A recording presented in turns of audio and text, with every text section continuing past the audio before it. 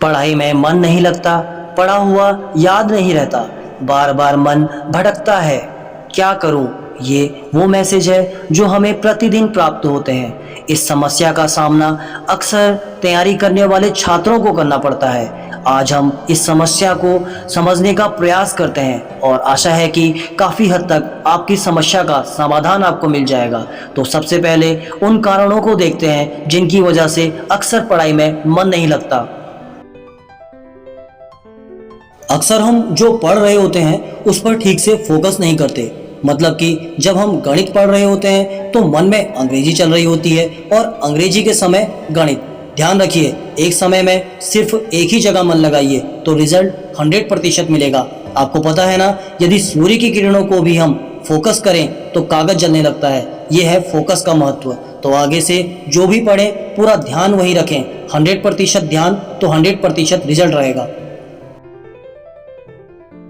किसी विषय में रुचि ना होना और पकड़ ना होना दोनों ही एक दूसरे से संबंधित हैं। आपको रुचि उसी विषय में आती है जिसमें आपकी बेहतर पकड़ हो, और जिस विषय में आपकी रुचि हो उसमें आपकी पकड़ स्वयं ही बेहतर हो जाती है। किसी भी विषय को बिना रुचि के 4 से 5 दिन लगातार नियम से पढ़ें। शुरू में हो सकता है आपको बोरियत हो, पर 4 या 5 दिन बाद आपको जैसे ही विषय में थोड़ी जानकारी बढ़ेगी आपको रुचि आना शुरू हो जाएगा, और फिर जैसे जैसे आपकी जानकारी बढ़ेगी वैसे वैसे आपकी रुचि भी।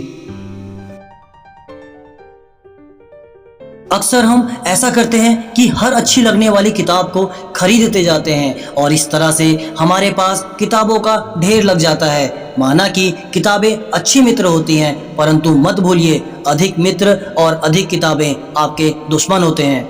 जब हम पढ़ने बैठते हैं तो ठीक से ये डिसाइड नहीं कर पाते कि कौन सी किताब से पढ़ना है, और कभी किसी से पढ़ने लगते हैं। कभी कभी तो बीच में ही दूसरी किताब उठाने का मन करता है और एक भी किताब हम ठीक से नहीं पढ़ पाते।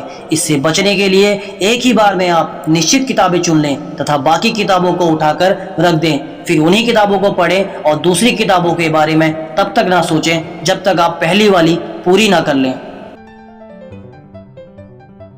क्या आपकी पढ़ाई का कोई निश्चित क्रम है, या फिर आप कोई भी किताब ऐसे ही बीच से उठाकर पढ़ने लगते हैं? ऐसा करते हैं तो आप निश्चित ही एकाग्र नहीं हो पाएंगे। आपकी पढ़ाई का एक निश्चित क्रम होना चाहिए। इसके लिए आप एक टाइम टेबल बनाएं और उसी के आधार पर पढ़ें। उससे आपकी पढ़ाई नियमित हो जाएगी।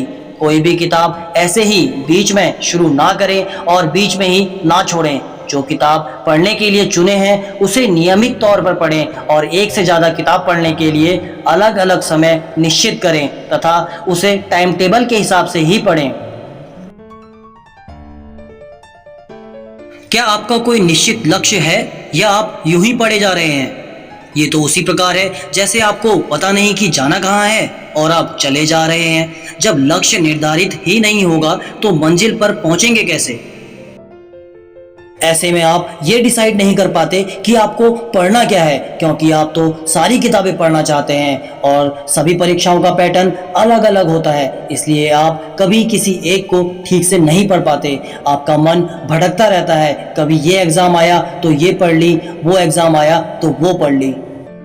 तो अगर आपने अब तक अपना लक्ष्य निर्धारित नहीं किया है तो ये काम सबसे पहले कीजिए, फिर देखिए आगे का काम आसान हो जाएगा। आजकल के डिजिटल युग में हम हर समय मोबाइल फोन, टैबलेट, लैपटॉप इत्यादि से घिरे रहते हैं। इन सब में भी खास तौर पर मोबाइल फोन जो बहुत ध्यान बढ़ाने का काम करता है। फोन पर कुछ ना भी आए तो भी हम थोड़ी थोड़ी देर में उसे देखते रहते हैं। पढ़ाई करते समय इन सभी सामग्रियों से दूरी बना लें। हो सके तो फोन ऑफ कर लें, इससे आपका ध्यान नहीं भटकेगा।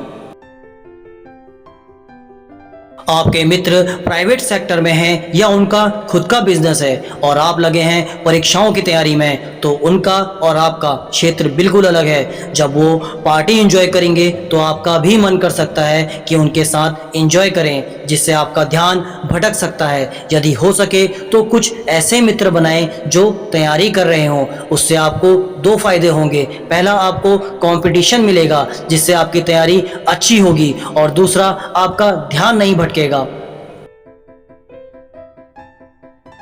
प्रेरणा आपको सफलता के लिए नई ऊर्जा प्रदान करती है। कभी कभी बिना किसी प्रेरणा के तैयारी करते हुए आपको नकारात्मक सोच आ सकती है जो आपकी तैयारी को प्रभावित कर सकती है। ऐसे में कोई सकारात्मक प्रेरणा आपको नई ऊर्जा प्रदान करती है। सफल व्यक्तियों से प्रेरणा लें, हो सके तो उनसे मिलें, सफल लोगों के इंटरव्यू पढ़ें, ये आपको फिर से जोश से भर देगा। क्या आपकी किसी और क्षेत्र जैसे कला, विज्ञान और किसी क्रिएटिव क्षेत्र में रुचि है? यदि हाँ, तो फिर पढ़ते वक्त आपको उसी बात का ख्याल आता होगा या फिर उससे संबंधित विचार आते होंगे। वैसे इसमें कुछ खराबी नहीं है। अगर आप क्रिएटिव हैं, जो कि सभी लोग नहीं होते, तो हो सकता है भविष्य में आप इससे भी बेहतर कुछ कर सकें, परंतु अभी प्राथमिकता आपकी तैयारी में है। अपनी रुचि को अपनी पढ़ाई से जोड़ दीजिए। अपनी रचनात्मकता को पढ़ाई के विषयों पर अप्लाई कर दीजिए। जैसे नए प्रकार के नोट्स बनाइए। यदि कला में रुचि है तो चित्र बनाकर याद कीजिए। यदि लेखन का शौक है तो जो विषय पढ़ने हैं उन पर लिखिए, कहानी बना दीजिए। यदि कंप्यूटर में रुचि है तो ऐप बना दीजिए। इससे आपकी पढ़ाई भी हो जाएगी और आपका शौक भी पूरा हो जाएगा।